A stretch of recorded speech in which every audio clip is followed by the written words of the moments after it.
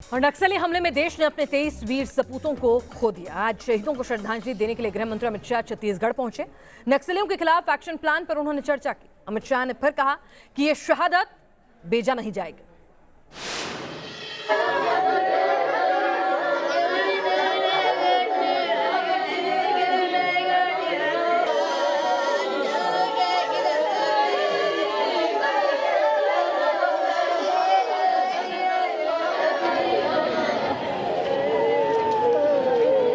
बीजापुर में शहीदों का पार्थिव शरीर तिरंगे में लिपट कर पहुंचा तो परिवार वाले ताबूत से लिपट गए।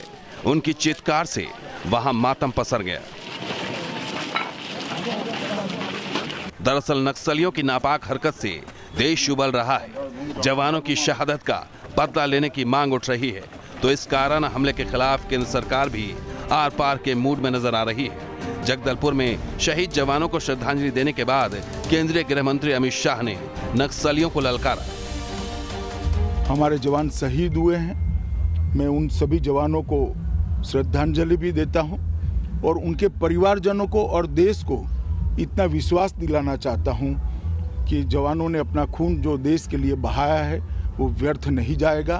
हमारी लड़ाई और मजबूती के साथ और मक्कमता के साथ और तीव्रता के साथ इन नक्सलियों के खिलाफ चालू रहेगी और हम इसको परिणाम तक ले जाएंगे। इससे पहले शहीद जवानों का तिरंगे में लिपटा पार्थिव शरीर जगदलपुर और बीजापुर पहुंचा तो अपने साथी जवानों की आंखें नम हो गईं।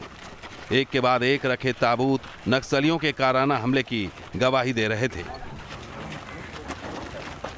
कंधे पर ताबूत लादे सीआरपीएफ के जवान किसी तरह अपने आंसुओं को बहने से रोके हुए थे।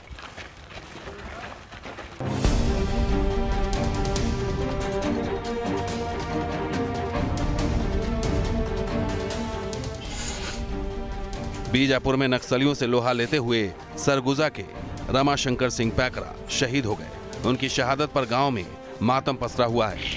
2009 में स्पेशल टास्क फोर्स में भर्ती हुए रमाशंकर बीते 12 सालों से नक्सलियों के साथ कई मुठभेड़ में शामिल रहे। अब पूरा गांव उन्हें अंतिम विदाई देने उमड़ रहा है। मैं तो चाहती हूँ कि जो लोग ऐसे कर रहे हैं उनको कठोर से कठोर सजा दे, ताकि और भी बेटी बहनों विधवा ना हो और इस परेशानी से न गुजरें। जो तकलीफ मुझे हो रही, मैं नहीं चाहती कि और लोगों को सहना पड़े ये।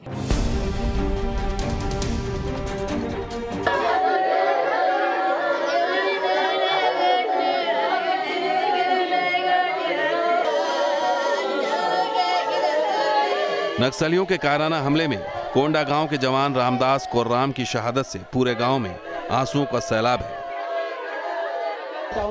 शहीद रामदास के 2 छोटे बेटे तो ये समझने लायक भी नहीं कि आखिर हुआ क्या है। पिछले बहुत हमारे लिए डराने की बात है कि देश के लिए लड़ते लड़ते ये हाल हो जाता है तो दुख हो जाता है सर।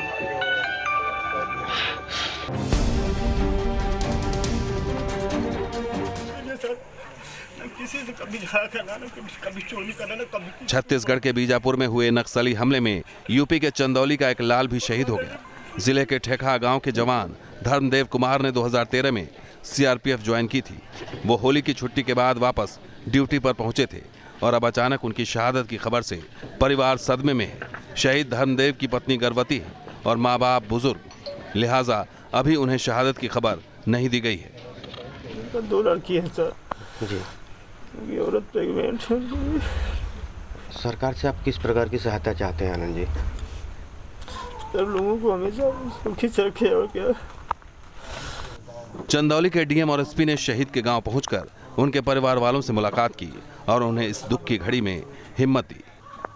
वो शहीद हुए हैं और उनकी इस शहीद हुए हैं और इस पूरे जनपद में इस घटना से, दुखद घटना से शोक की लहर है। जवानों पर हुए हमले से पूरे देश में गुस्से की लहर है। अब यह तय है कि जवानों की शहादत बेकार नहीं जाएगी। नक्सलियों ने जो काराना हरकत की है उसे उसका खामियाजा भुगतना पड़ेगा। Team news nation.